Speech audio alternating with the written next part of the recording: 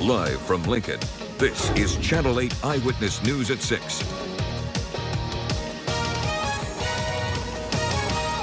doctor's been doing some great work in other areas, but under his supervision, Rome was burning, and we've got to stop this unsafe condition in our facilities. A need for changes in the state's prison system is heating up.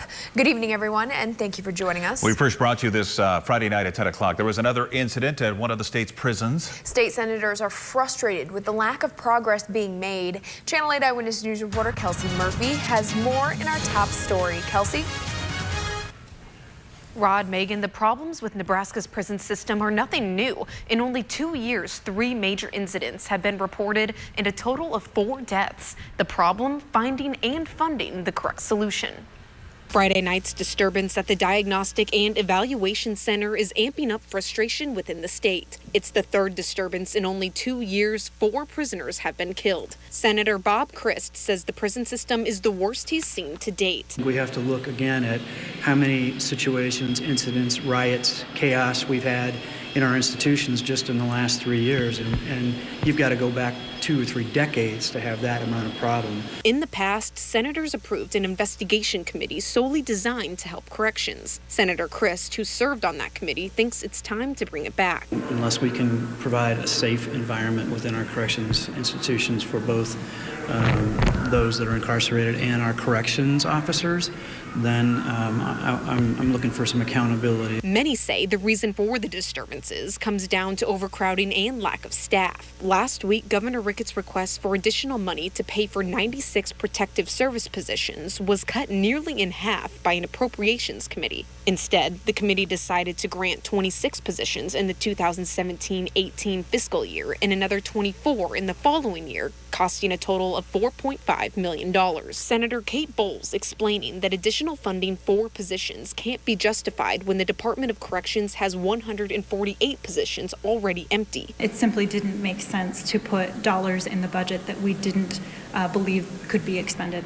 The legislature has been saying for months and months and months, tell us what you need. We told them what we needed, and now it's frustrating for them to be able to backtrack on that and start making cuts and corrections when we're trying to protect the public safety here. Bowles says although the committee cut the requests, they will be adding staff in other areas, including clinical staff, grievance officers, and intelligence administration.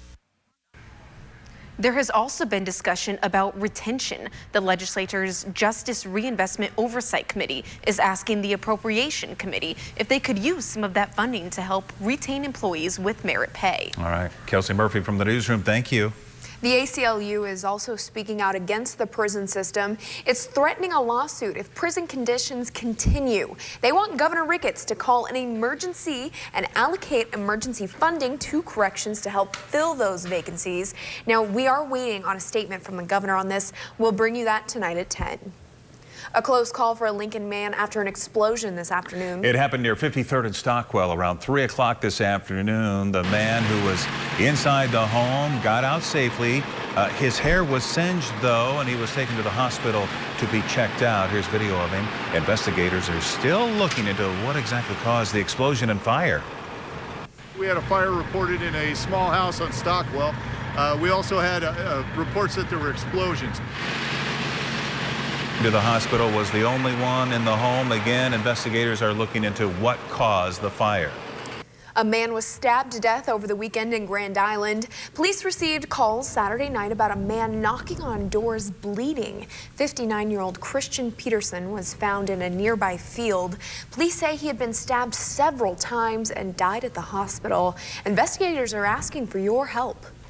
We are asking anyone, friends, family, associates of Mr. Peterson, anyone who would have knowledge as to who he might have been associating with around the time of the homicide, to please share that information with the police department. Anyone who has information to share other than that is more than welcome to call the police department or call Hall County Crime Stoppers. Now, at this time, investigators aren't releasing many details as they continue to investigate. A Lancaster County man told us today he can't believe someone took his lawn tractor. We've never had crime out there. Yeah, the $15,000 John Deere was taken from this home near Southwest 70th and West Van Dorn. The theft happened sometime between Saturday afternoon and early Sunday morning. The owner says this kind of thing isn't normal in the rural neighborhood there. It's very frustrating just because we try to have a nice community out there and have it, make it look nice, and then this happens.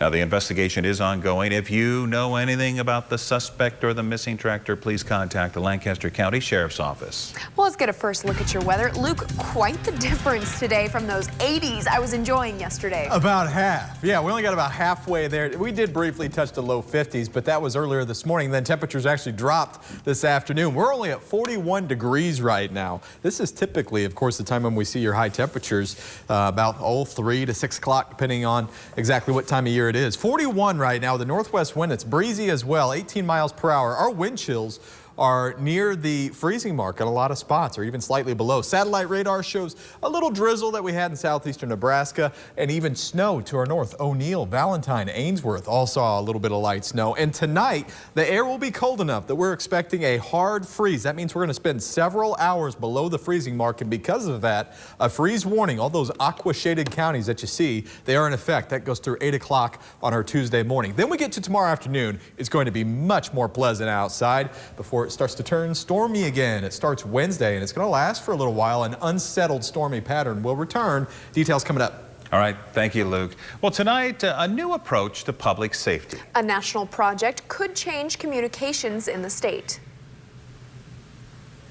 It's called FirstNet. It's a nationwide mobile broadband network by AT&T dedicated to public safety. The system will eliminate competition for access between first responders and the community, something local public safety leaders say would be very beneficial. It's really very important that they have that access to the bandwidth when they need it. No word yet on costs. Nebraska is in the last planning stages. The final state plan should be on the governor's desk by this fall, and then he'll have to decide to opt in. Well, Congressman Jeff Fortenberry was at North Star High School today talking to juniors about the importance of preparing for the future. Yeah, this is tonight's Excellence in Education report, sponsored by Liberty First Credit Union. The congressman came as part of the students' ACT preparation. He shared how his experience in college propelled him to Washington. His biggest piece of advice to young people: reach out to people already in your desired profession to learn more and maybe even gain some experience. Find the adults who are doing what you think you might like to do. Ask them for an internship. Ask to shadow them. There's not an adult out there that wouldn't readily embrace a young person like this who is showing motivation and desire to get a little bit ahead in life. And we're going to show you how one student is already taking Congressman Fortenberry's advice to heart. Learn more about that tonight at 10.